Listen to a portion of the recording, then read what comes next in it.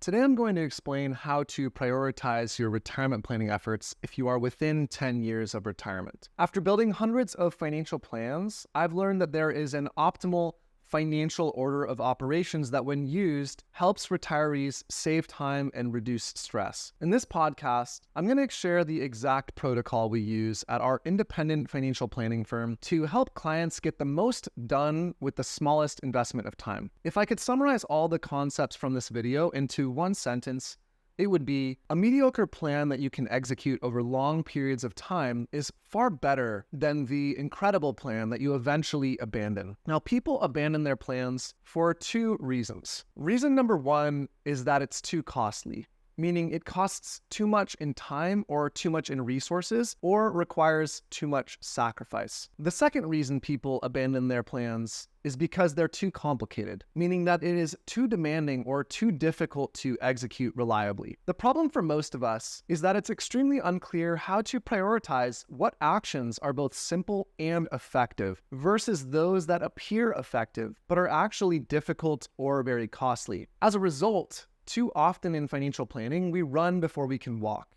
And Roth conversions are, in my opinion, a great example of this dilemma. Roth conversions are, in my opinion, a low-leverage financial planning item that seem effective when in actuality they can be both costly and complicated and not provide all that much value. Yet we end up hyper-focusing on Roth conversions when we may not be in an appropriate position to use them in a way that provides us actual value. At Peak Financial Planning, we break retirement planning down into three phases. The first phase we call the triage phase. The second phase we call stabilization, and the third phase we call optimization. Each phase is then assigned what we believe to be the appropriate financial action items that should be done while in that phase. Once you complete the actions in the triage phase, you then move on to the stabilization phase. And then once you complete the actions in the stabilization phase, you would move on to the optimization phase. And in this way, you move progressively through your checklist, where you always know where you are. And at each point in your planning journey, you're focusing on the most important and highest value action items. Let's go through the characteristics of each phase so that you know how to identify where you are in the planning process. The universal first step is always to perform a financial audit. A financial audit is when you enter all of your current financial assets and behaviors into a planning tool. It's very important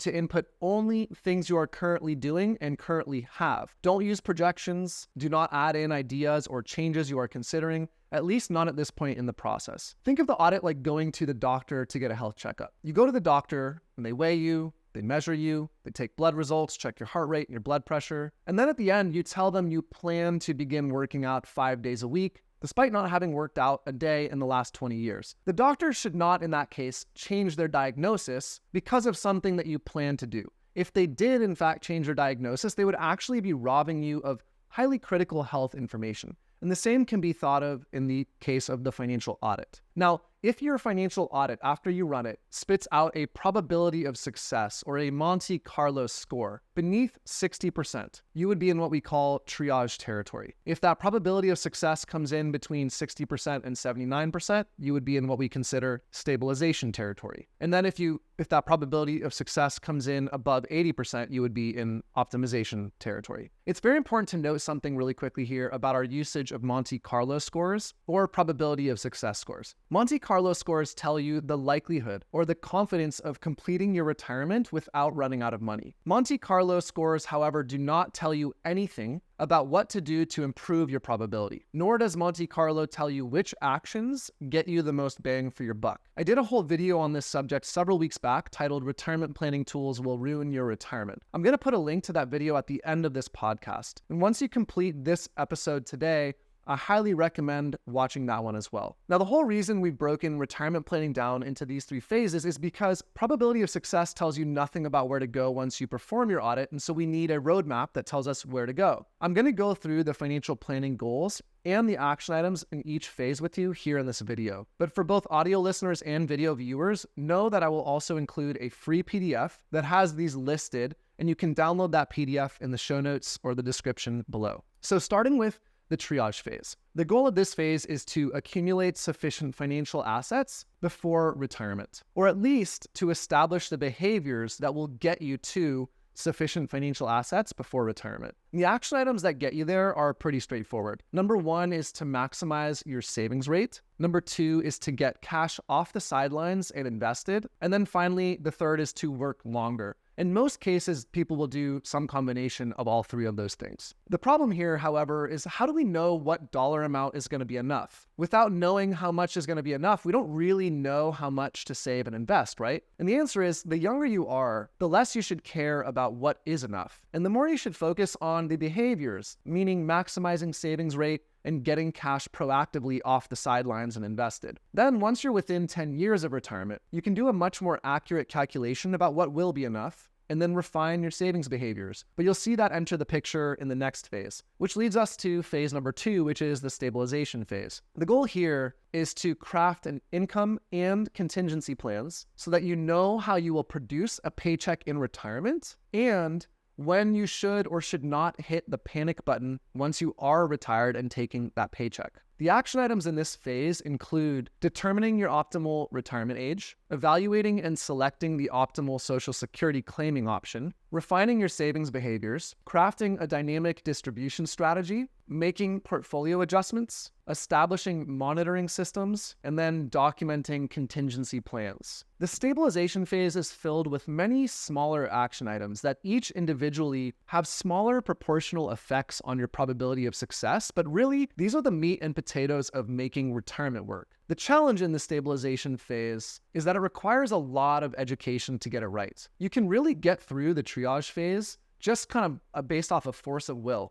Just save more money and you'll likely be okay, even if you don't really know all that much about investing or about tax-advantaged accounts or even things like Roth conversions or the 4% rule. But the stabilization phase is all about weaving together a complex set of interlocking decisions that determine how the day-to-day of your actual retirement is going to look. The actions you take in the stabilization phase help you stretch your retirement assets, and they obtain either more spending flexibility or better end-of-life legacy out of your assets by creating a better plan. In my opinion, the best way to stick to a plan is to understand it. So for that reason, I always recommend people give themselves 5 to 10 years during the stabilization phase to learn and model all of the actions that go into this part of retirement planning. In execution, this really looks like buckling down on your retirement planning efforts at least 5 years before you suspect you're going to want to retire. And if you've watched some of my other videos, you may have heard this before, but the average American retires 3 years earlier than they suspect they will. So if you start planning 5 years before you think you'll retire and you end up one of those people forced into early retirement, hopefully you'll still have given yourself at least 2 years of runway to evaluate these things rather than being tight on time and right at retirement's door, having to execute everything and cross your fingers that you don't make an expensive mistake. And this leads us now to the third and final phase, which we call the optimization phase. The goal during the optimization phase is to plan for your financial surplus as well as any legacy wishes. The stabilization phase is going to teach you how much financial flexibility you will have in retirement and give you a much clearer picture of the answer to, do you have enough? Or maybe even, do you have more than enough money? With that knowledge, you can better evaluate the action items in this third phase, which in my opinion include things like Roth conversions, charitable gifting, and estate planning. Now, I call these 3 retirement planning action items the luxury retirement items. And this is because all 3 of these items only really matter if you're going to have enough financial assets to get through the end of your life and have money left over. If you're not going to have money left over at the end, then both Roth conversions and charitable gifting kind of end up in hindsight being irresponsible, even if they were well-intended at the moment. And if you're not going to have any assets left at the end of life to quote-unquote dispose of, then there doesn't need to be plans laid for assets that won't exist. Now, to be clear, because I know this is going to happen, viewers are going to watch this video and they're going to think that I'm saying Roth conversions aren't financially lucrative or valuable. I'm not saying to ignore these 3 action items. Very clearly, what I am saying is that I believe that they are last in this order of operations because they should not distract you from focusing on the actions that will actually improve your likelihood of having enough money to last your whole life. It's my personal belief that by being laser focused on securing your financial future, you are more likely to achieve the outcomes where you have money at the end of life and therefore earn yourself the capability and the blessing of being charitably inclined or maybe even planning for inheritance for your kids or causes you care about. Fundamentally, this process is all about focus and leverage. It's about moving from one action to the next in the order in which they provide the most value. It's about ascending a retirement planning hierarchy that leads you to the best chance of you having a financially stable and personally rewarding retirement experience. So to round things out, here are a couple final notes.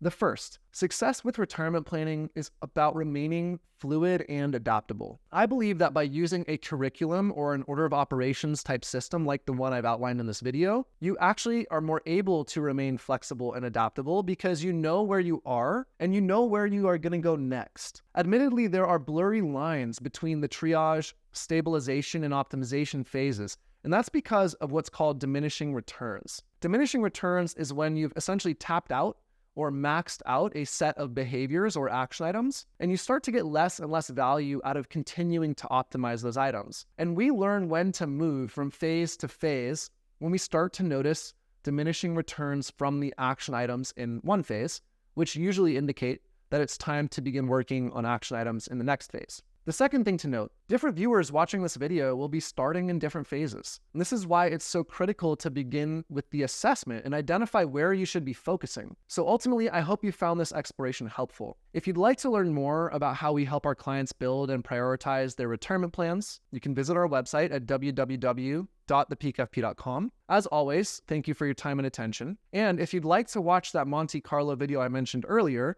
called Retirement Planning Tools Will Ruin Your Retirement, you can click the button right here. Thanks again, and see you in the next video.